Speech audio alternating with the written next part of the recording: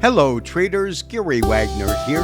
It is 12:10 in Honolulu, 6:10 in New York on Friday.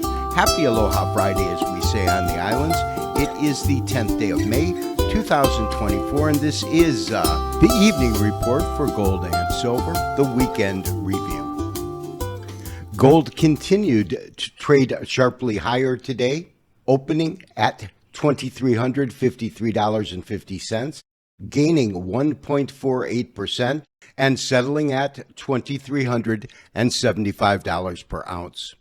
After yesterday's sharp 3.66% gain, silver gave up 18 cents today. That's a decline of 0.63%, taking the most active July contract to $28.39.5.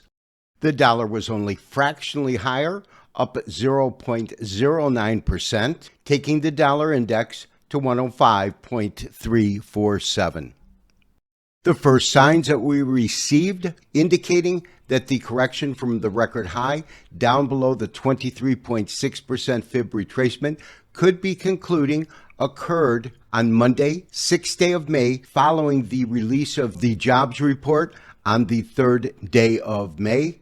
We had a significant rise in gold as a delayed reaction to that report. Gold has gained significant ground over the last two trading days, opening at just above $2,315 and trading about $60 higher to $2,375. If you recall, it was just about 3 weeks ago when gold hit the new all-time record high at $24.48. It corrected just below the 23.6% fib retracement, traded sideways with a bias to the upside over the last week or 10 trading days, and took off significantly after reports revealed an economic slowdown could possibly prompt the Federal Reserve to raise rates sooner than anticipated prior to the reports. We are looking at a daily candlestick chart of gold futures. This is the continuous contract, now representing the June contract month.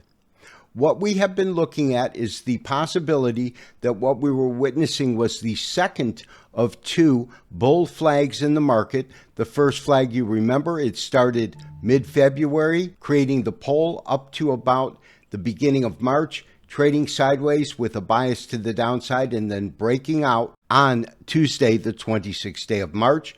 What occurred from there was almost a straight parabolic move that culminated at the new record high, and then we traded with a bias to the downside, creating this second bull flag. But it was not until yesterday that we had a sharp move above this upper level resistance line, the top of the flag formation, resulting in the move we just spoke about over the last 2 days, which means that the probability that this bull flag will take gold sharply higher is much more evident now that gold is trading well above this upper level resistance line.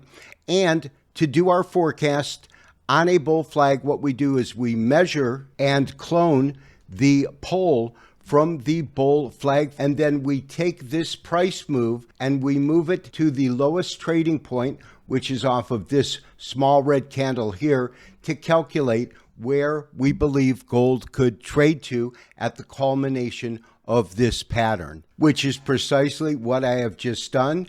And this is my updated forecast now that gold has broken above the bull flag itself. I believe that we could see gold, by the culmination of this pattern, trade as high as $2,581. And that is simply based upon the measurement of this pole, cloning it, and carrying it to the lowest trading point during the flag.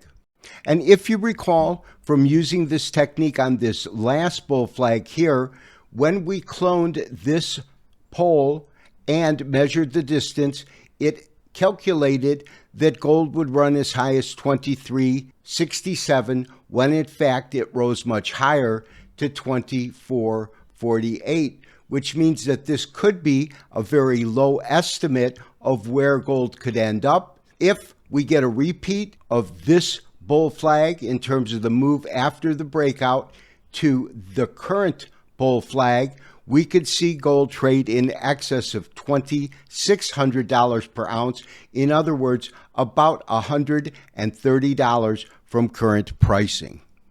It is my belief that if we see gold trade to new all-time record highs, we will easily see silver break above the recent high that came in just above $30 per ounce.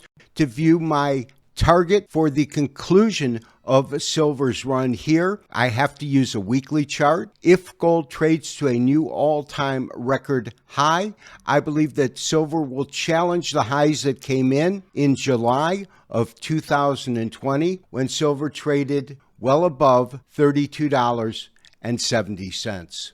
And traders, I do want to remind you that we highly recommend that along with trading gold and silver futures, that you accumulate physical gold and silver. To that end, we have entered an alliance with Elijah K. Johnson, a licensed representative of Miles Franklin Mint, one of the oldest mints in the country and one of the 10 mints that are authorized to resell gold and silver from the U.S. Mint.